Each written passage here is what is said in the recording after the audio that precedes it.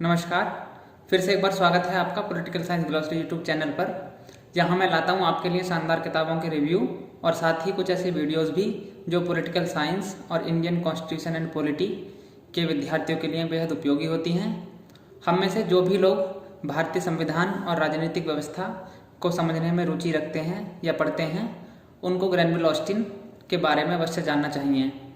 Granville Austin ने भारतीय संविधान से संबंधित 2 किताबों की रचना की। पहली किताब the Indian constitution corner stone of a nation 1966 में प्रकाशित हुई और दूसरी किताब working a democratic constitution A history of Indian experience 1999 में प्रकाशित हुई।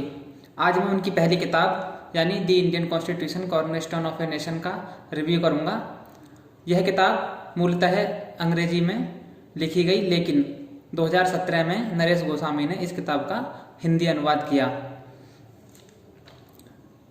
भारतीय संविधान पर जिन भी लेखकों ने टीका लिखी या किताब लिखी, उनमें से बहुत बड़े नाम D Basu, Subhash Kashyap, MP Jain, VN शुक्ल के हैं। लेकिन इन विद्वानों ने संविधान के केवल कानूनी पक्ष को उजागर किया। इन्होंने जो टीकाएं लिखी उनमें आमतौर पर संविधान को एक कानूनी दस्तावेज के रूप में देखा गया, लेकिन ग्रैनविल ऑस्टिन की यह किताब अपने आप में बेहद मौलिक इसलिए है क्योंकि यह संविधान के निर्माण के समय की पृष्ठभूमि को बहुत बारीकी से उजागर करती है। संविधान सभा की कार्यप्रणाली और उसके कार्य करने के तौर तरीके को संविधान की इस किताब में बेहद शानदार ढंग से प्रस्तुत किया गया है। आकार की दृष्टि से यदि देखें तो 536 पृष्ठों की यह किताब 13 अध्यायों में विभाजित है। पुस्तक को लिखने में प्राथमिक और द्वितीयक दोनों ही सोर्सेज का इस्तेमाल किया गया है। प्राथमिक सोर्सेज में खासतौर से इंडियन कॉन्स्टिट्यूएंट असेंबली की डिबेट्स और सेकेंडरी सोर्सेज में भारतीय संविधान पर लिखी गई लगभग सभी महत्वपूर्ण किताबों को सम्मिलित किया गया है। साथ ही कॉन्स्टिट्यूशन के थ्योरेटिकल एस्पेक्ट पर जिन भी देशी या विदेशी लेखकों ने किताबें लिखी हैं, उन सब का रेफरेंसेस की एक बड़ी लिस्ट पुस्तक के अंत में दी गई है।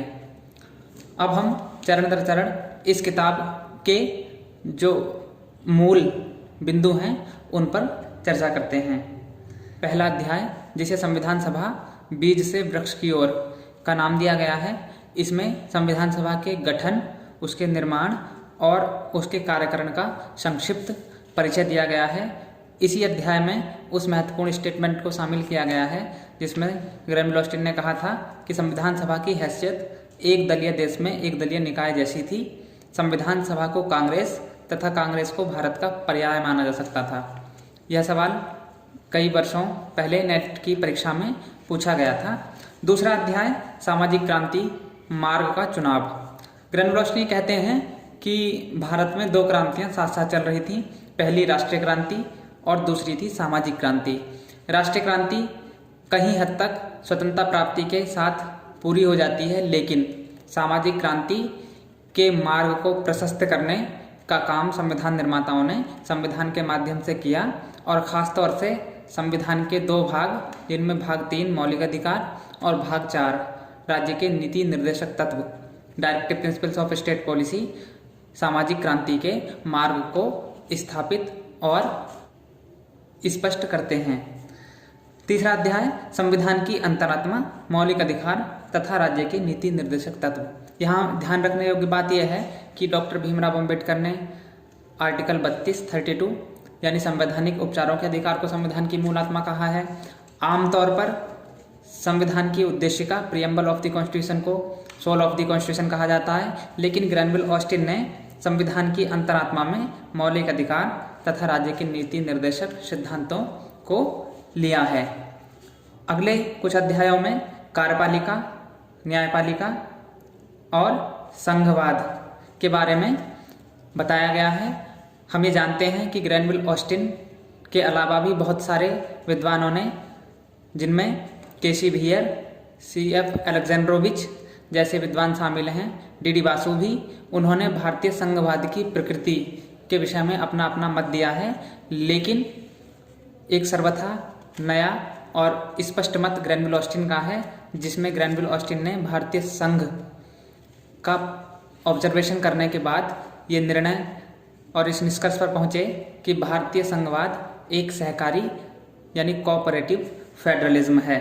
इस सब के बावजूद भी इस किताब का जो सबसे पठनीय पार्ट है वह इस किताब का अंतिम अध्याय निष्कर्ष एक सफल संविधान की अंतकथा, comment on a successful constitution है। इस अध्याय की शुरुआत डॉक्टर बी.आर. अम्बेडकर के उस कथन से होती है जिसमें वो कहते हैं कि आज़ादी मिलने के बाद अब हमारे वो सारे बहाने खत्म हो गए हैं जिनके तहत हम किसी भी गलती के लिए अंग्रेजों को जिम्मेदार ठहरा देते थे। अब एक बड़ा बदलाव ये हुआ है कि अब हम किसी भी गलती के लिए किसी दूसरे को जिम्मेदार नहीं ठहरा सकेंगे। इस अध्याय में ग्रैनविल ऑस्टिन ने भारतीय संविधान की सफलता को आंकने की कोशिश की है, उसकी सफलता के कारण क्या हैं उनको रेखांकित किया है और संविधान की आलोचना किस बिहाफ पर की जाती है उसको भी ग्रैनविल ऑस्टिन ने इस अध्याय में शामिल किया है। ग्रैनविल ऑस्टिन कहते हैं कि किसी संविधान की सफलता को मापने का जो एक बड़ा मापदंड है वो ये है कि देश के सामने आने वाली परिस्थितियों से निपटने में वह संविधान कितना सफल है। इस पर यदि हम देखें तो संविधान ने लार्जली जनाकांक्षाओं को पूरा करने का काम किया है और इसके समक्ष जो भी परिस्थितियां आई हैं उनसे निपटने में यह संविधान सफल रहा है। ग्रैनविल ऑस्टिन ने यह बात कही है कि भारतीय संविधान को संविधान सभा ने जिस पद्धति जिस प्रणाली से बनाया वह दुनिया को भारतीय संविधान सभा की मौलिक देन है और ऐसे दो विचारों को ग्रैनविल ऑस्टिन ने इसमें शामिल किया है। पहला विचार सर्वसम्मति या सहमति यानी कंसेंसस का है और दूसरा विचार सामंजस्य या समायोजन यानी अकोमोडेशन का है। ग्रैनविल ऑस्टिन संविधान और संवैधानिक व्यवस्था के गंभीरतम जानकार हैं। उन्होंने कहा कि दुनिया भर के जिन भी देशों ने संविधान का निर्माण किया और उनमें जिन प्रावधानों को अपनाया वहाँ आमतौर पर बहुमत के आधार पर प्रावधानों को अंगीकृत किया गया, लेकिन भारतीय संविधान निर्माता इस बात को लेकर बेहद सजग थे कि वो बहुमत के लिए संविधान का निर्माण नहीं कर रहे हैं, अपितु उस संविधान से संपूर्ण देश शासित होगा और निर्देशित भी होगा। इसलिए उन्होंने संविधान में किसी भी प्रावधान को जोड़ने से पूर्व उस पर एक सहमति बनाने की कोशिश की, विरोधी मतों को स्वीकार किया और उनको समायोजित करने के बाद ही किसी निष्कर्ष पर पहुंचे। संविधान सभा के अंदर जो लोग थे वो देश की वरिष्ठतम मेधा थी, लेकिन संविधान सभा को बाहर से भी काफ़ी इनपुट्स मिल रहे थे। दुनिया भर के लगभग 60 देशों के अनुभव को इस संविधान को निर्मित करते समय शामिल किया गया और हजारों की संख्या में बाहरी लोगों के संगठनों के प्रतिवेदन संविधान सभा को मिले थे। कई प्रतिवेदन तो भगवान कल्कि के नाम से मिले, जिनमें से अधिकांश को संविधान सभा ने इंक्लूड करने की, उनको शामिल करने की कोशिश की। ये सहमति इसलिए ग्रैनविल ऑस्टिन के शब्दों में निश्चित हो पाई थी क्योंकि संविधान सभा में एकता का, आदर्शवाद का वातावरण था और राष्ट्रीय उद्देश्य की भावना कूट कूट कर भरी हुई थी। दूसरा विचार जिसको ग्रैनविल ऑस्टिन ने भारतीय संविधान सभा की मौलिक देन कहा है वह सामंजस्य या समायोजन, अकोमोडेशन का विचार है। अकोमोडेशन नितांत असंगत, भिन्न और विरोधी लगने वाली अवधारणाओं के बीच सामंजस्य का मध्यम मार्ग खोज निकालने का एक तरीका है। सामंजस्य का मतलब समझौता नहीं है, क्योंकि समझौते में दो परस्पर विरोधी विचार अपने कुछ बिंदुओं को छोड़ करके आपस में झुकते हैं, तब उनके मध्य कोई समझौता हो पाता है। लेकिन समायोजन में दोनों परस्पर जो विरोधी अवधारणाएं हमको लगती हैं वो अपने सत्व को, अपने सबस्टेंस को साथ लेकर चलते हैं और एक दूसरे में घुल मिल जाते हैं। इसका मतलब हुआ दो परस्पर असंगत और विरोधी दिखने वाले विचारों को एक साथ इस तरह से मिला देना कि दोनों विचारों का इष्ट, उनका अभीष्ट बचा रहे। ग्रैनविल ऑस्टिन ये मानते हैं कि अभी तक विदेशी या देशी विशेषज्ञ ये मानते रहे थे कि संघीय और एकात्मक शासन व्यवस्था परस्पर विरोधी अवधारणाएं हैं, लेकिन भारतीय संविधान निर्माताओं ने अपने कौशल का परिचय देते हुए दोनों व्यवस्थाओं के सत्व को संविधान में एकाकार किया। गणतंत्र और कॉमनवेल्थ की सदस्यता दोनों परस्पर विरोधी लगते हैं, लेकिन भारत कॉमनवेल्थ का सदस्य भी बना रहा और वह गणतंत्र भी बना। तीसरा इसका उदाहरण विकेंद्रीकरण और मजबूत संघ है। मजबूत संघ उस समय की आवश्यकता थी, लेकिन विकेंद्रीकरण की मांग भी पुरजोर तरीके से संविधान सभा के समक्ष उठ रही थी और ख़ासतौर से गांधी इसके गंभीर समर्थक थे। इन दोनों मांगों को भी, इन दोनों विचारों को भी संविधान में एक साथ आत्मसात किया गया। ऑस्टिन ये कहते हैं कि ऐसा पहली बार भारतीय संविधान सभा ही कर सकी थी, इसलिए ये दोनों विचार, पहला कंसेंसस और दूसरा अकोमोडेशन, भारतीय संविधान निर्माताओं की, भारतीय संविधान सभा की मौलिक देन है। जहाँ तक आलोचना का सवाल है तो खास तौर से दो आलोचनाएं संविधान को लेकर के बड़े विद्वानों ने की। पहली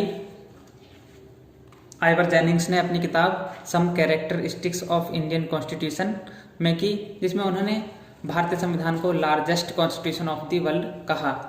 आमतौर पर हम यही पढ़ते हैं कि आइवर जेनिंग्स ने भारतीय संविधान को लार्जेस्ट कॉन्स्टिट्यूशन यानी दुनिया का सबसे वृहद बड़ा संविधान कहा, लेकिन जेनिंग्स ने इस बात को भारतीय संविधान की कमी या उसकी कमजोरी के रूप में इंगित किया था।